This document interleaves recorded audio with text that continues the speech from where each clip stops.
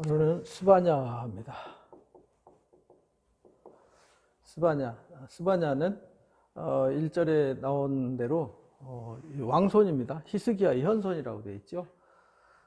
자신의 그 출신을 상세하게 이제 적어서 이렇게 있고요. 언제 활동했냐면 요시야 왕 때. 요시야 왕 때인데 이게 어떤 때냐면 므낫세가 55년간 통치를 해요. 거기다가 아몬이 2년 하거든요. 이거를 57년간 우상숭배의 최악을 달려가는 상황이었죠. 지금 히스기야 후에, 히스기야의 아들이잖아요. 히스기야 이후에 남유다 왕국 중에서 가장 부패했던 시기.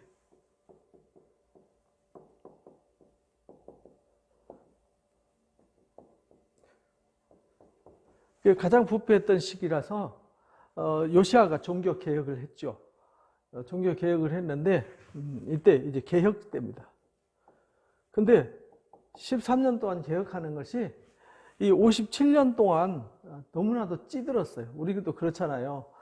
57년이면 적은 세월이 아닌데 반세기 이상, 한 세기 동안 깊이 그 뿌리내린 정서가 그 몇 년 만에 없어지지 않잖아요. 이때도 요시야가 종교 개혁을 하는데 이미 개혁으로는 힘들었어요. 그래서 하나님께서 이들이 부패하고 타락한 이들을 징계하시겠다, 심판하시겠다.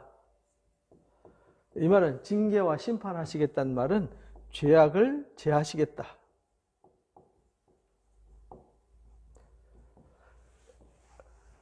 그래서 하나님은 공의의 하나님이고 사랑의 하나님이에요. 공의로 심판하죠.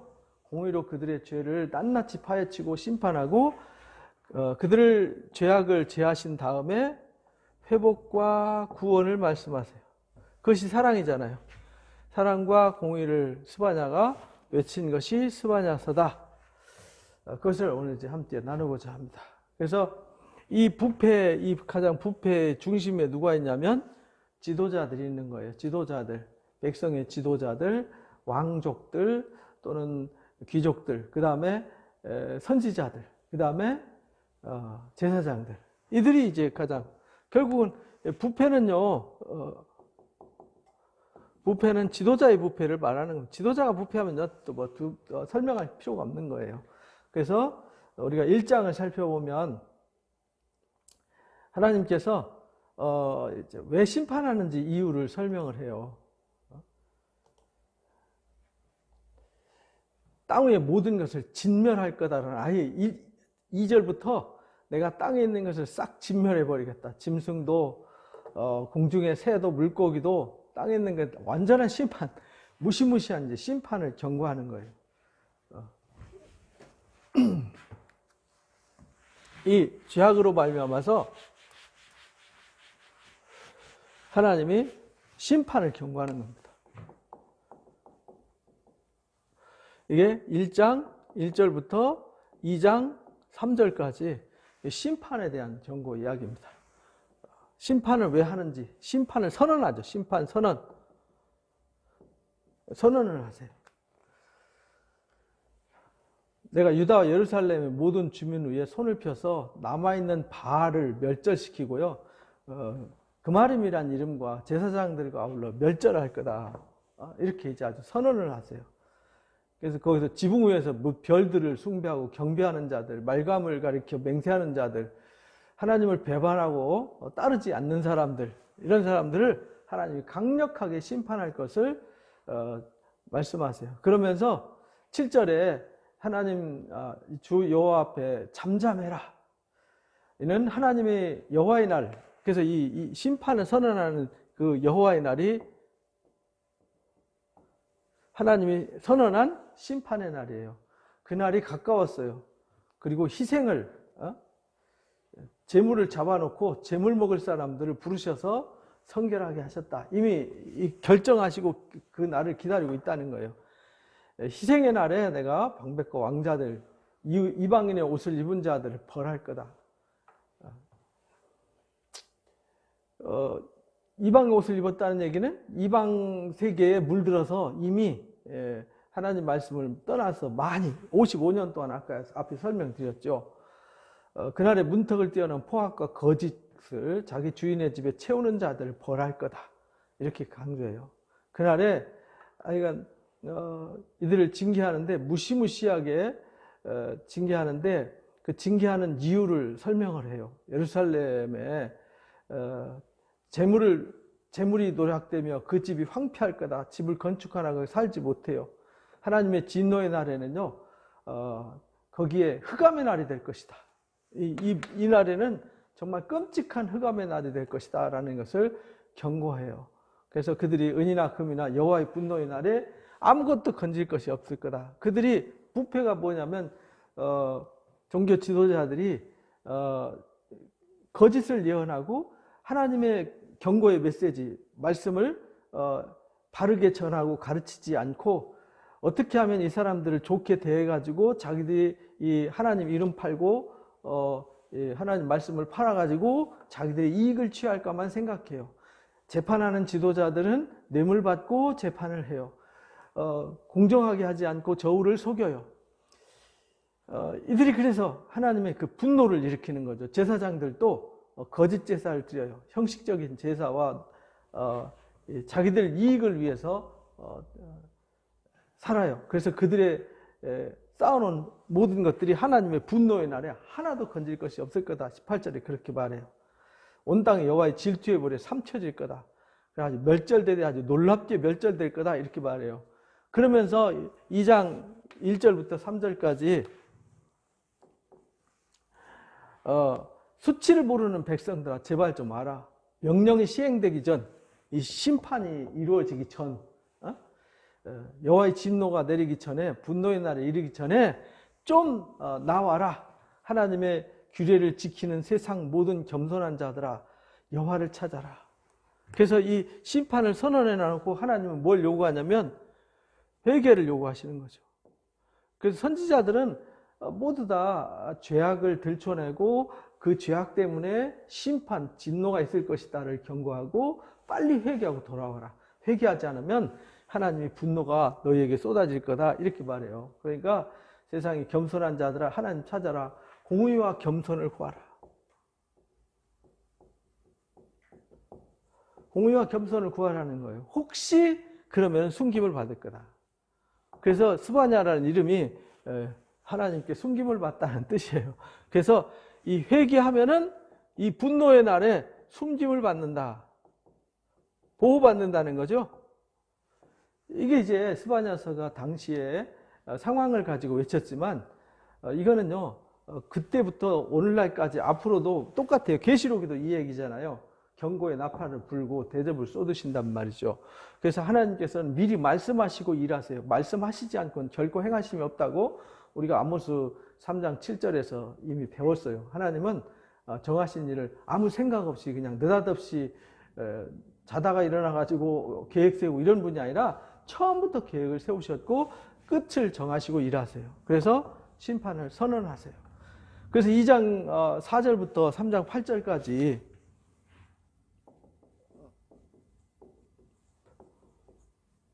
심판을 선언했잖아요. 여기 이제 심판 선언한 이유, 심판을 외치고는 회개를 요구하셨어요. 공의와 겸손을 요구하셨어요. 그러면은 혹 숨김을 받을 거다.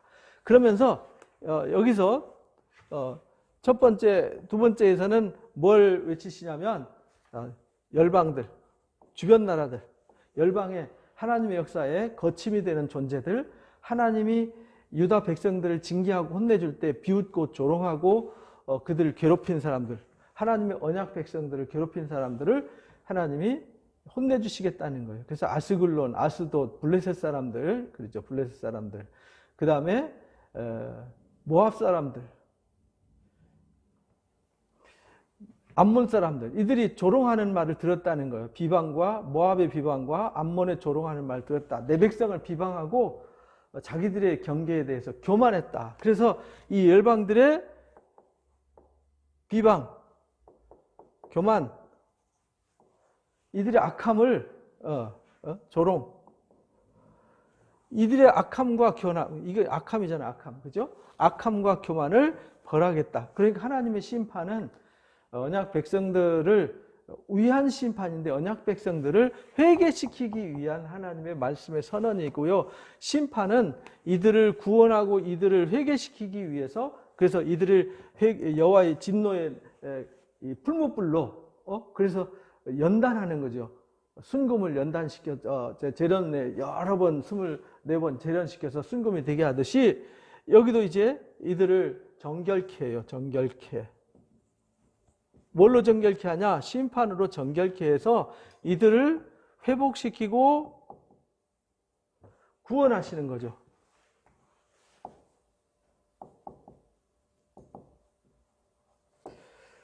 그래서 하나님은 우리를 정금같이 욥이 내가 이제 하나님의 이 고난과 연단을 통해서 정결케 되기를 기도했듯이 이렇게 하나님이 우리를 정결케 하기 위한 심판이에요. 그러니까 심판을 위한 심판이 아니라는 겁니다. 그래서 하나님께서 이 주변 나라들을 다 심판하세요. 구스 사람들, 아수르 사람까지. 열방인데 블레셋 사람들, 모압 사람들, 암몬 사람들, 구스 사람들, 그 다음에 아수르 사람들. 니느웨 성이 나오는 거 보니까 이 지금 니느웨가 612년에 멸망하잖아요. BC. 그러니까 그 이전에 이 스바냐가 활동했다는 거죠. 예레미야와 같이 활동했던 선지자예요. 예레미야도 요시야 때부터 활동을 했으니까요. 요시야 왕 때부터. 그래서 각종 그 짐승떼들 싹 다 이제 14절은 각종 짐승이 그 가운데 때로 누울 것이며 당화와 고슴도치와 그 기둥 꼭대기에 깃들일 것이며, 마치 이사야 그 34장에 보면 에돔을 심판할 때 하나님이 그 동네를 그냥 짐승들이 사는 동네로 만들어 버리겠다. 짝 없는 것이 하나도 없는데 하나님이 다 명하여 부르셨기 때문이다 한 것처럼 여기도 똑같이 14절에 그렇게 말씀하세요. 그러면서 15절에 이는 기쁜 성이라 염려 없이 거주하며 마음속에 이르기를 오직 나만 있고, 그러니까 이들이 자기들이 힘이 있고 대단해서 감히 우리를 넘볼 사람이 없다라고 말했는데 이르기를 오직 나만 있고 나 외에는 다른 이가 없다 하더니 어찌 이같이 황폐하게 되었는고. 야, 쟤들 왜 저렇게 된 거야?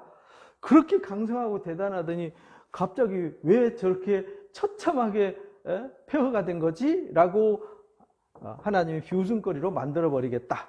이것이 이제 2장 15절까지 말씀하신 거예요. 그러면서 3장의 결론을 말해요.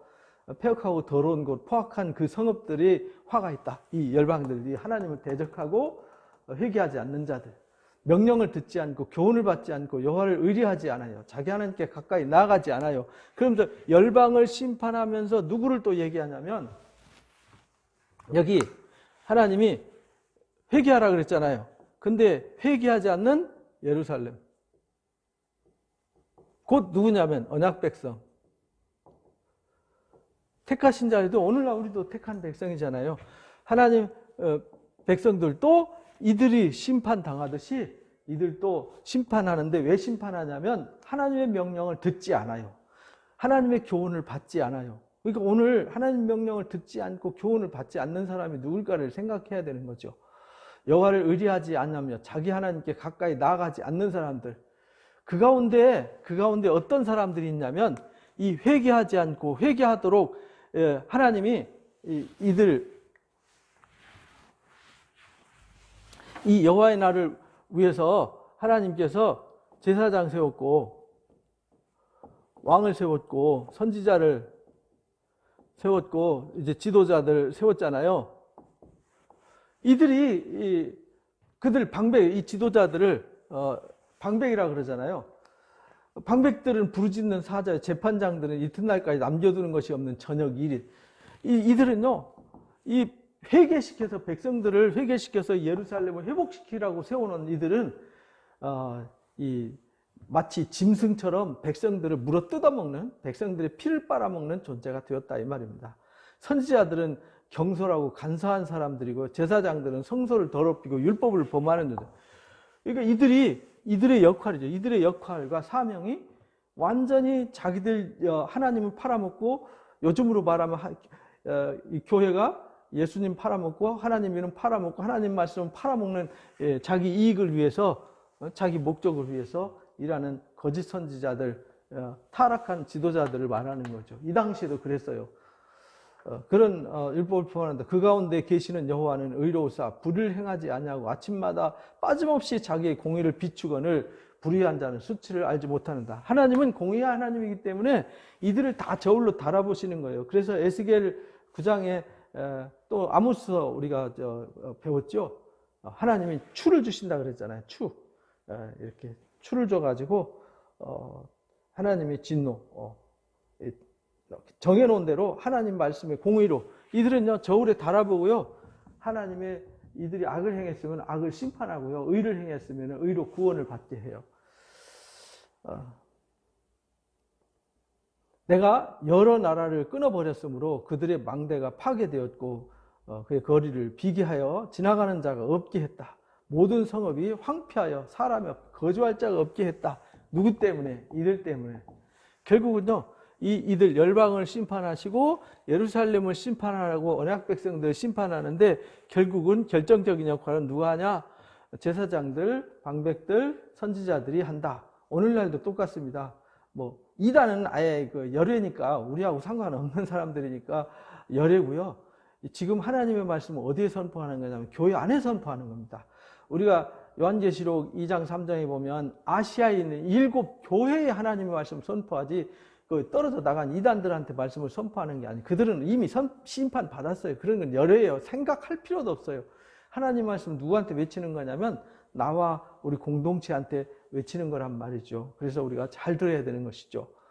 그래서 내가 이르기를 너는 오직 나를 경외하고 교훈을 받으라. 그러면 내가 형벌을 내리기로 내 말 좀 들어라. 제발 좀.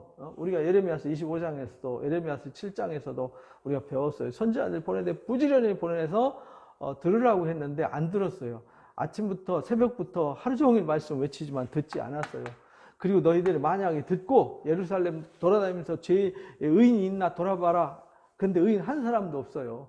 그래서 이들을 심판하려고 작정했는데 만약에 그 중에 의인 하나로 발견돼서 회개하면은 이들 중에 내리고 했던 심판을 없는 걸로 하겠다. 여기 7절 말씀이 그 말씀이에요. 예레미야에게 외쳤던 그 말씀. 내가 형벌을 내리기로 정하긴 하였지만 너희 거처가 끊어지지 아니하라 하였으나 그들이 부지런히 나의 모든 행위를 더럽게 했다라고 이제 7절에 말씀하세요. 부지런히 더럽지 않은데도 부지런히 더럽혔어요. 우리가 하나님 말씀을 떠나서 타락하는데도 부지런히 타락하는 거거든요.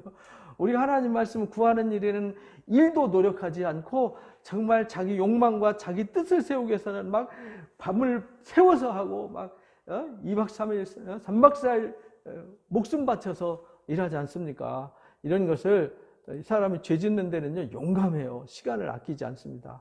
그러나 여호와께서 말한다. 그러므로 내가 일어나 벌할 날에 너희를 나를 기다리라. 내가 뜻을 정했고 나의 분노와 모든 진노를 이들한테 쏟을 거다. 열방들과 택한 이스라엘한테 쏟을 거다. 이것이 질투의 불에 소멸될 거다. 그러면서 9절부터 이제 회복의 말씀이잖아요. 그때 여러 백성의 입술이 깨끗하여 그들이 여호와 이름을 부르며 한 가지로 나를 섬기게 할 거다. 그래서 지금 이들은 심판으로 멸망해서 없어지고 하나님은 이들을 심판하시지만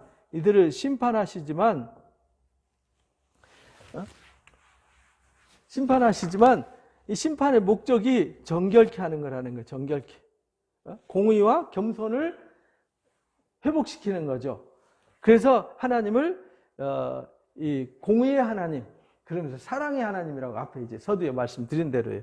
그래서 이들을 회복시킬 거다. 치유하실 거다. 이렇게 말씀하세요. 내가 구하는 백성들, 내가 흩은 자의 딸이 구스 강 건너편에서부터 예물을 가지고 와서 내게 바칠 거다. 이들이 심판받고 고난당하고 흩어졌다가 다시 하나님 부르심 속에 회복되어서 나올 거다.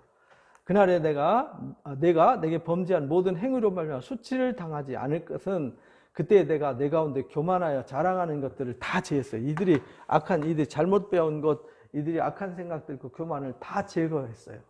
제거하여 내가 나의 성산에서 다시는 심판받고 나서 악이 제거되는 거죠. 악이 제거돼서 다시는 타락하지 않게 하시겠다 이렇게 말씀하세요. 내가 곤고하고 가난한 백성을 내 가운데 남겨둘 거다. 그들이 여호와 이름을 의탁하여 보호를 받을 거다. 그래서 하나님이 이 환난과 재난을 통해서 우리를 정결케 한다. 그래서 우리가 로마서 5장에서도 배웠잖아요. 우리가 그리스도의 사람들은 고난조차도 유익하다. 왜냐하면 이 환난이 유익하다. 왜냐? 환난이 인내를, 인내가 연단이 소망을 만들어내기 때문이다. 우리는요, 고난을 저주라고 생각하면 안 돼요. 고난은 축복이에요. 왜? 고난을 통해서 나를 정결케 하기 때문에 그래요. 고난을 통해서 겸손하고 나를 의지하지 않고 내 힘을 의지하지 않고 주변을 의지하지 않고 하나님을 바라보고 하나님께 나아갈 수 있기 때문에 그래요.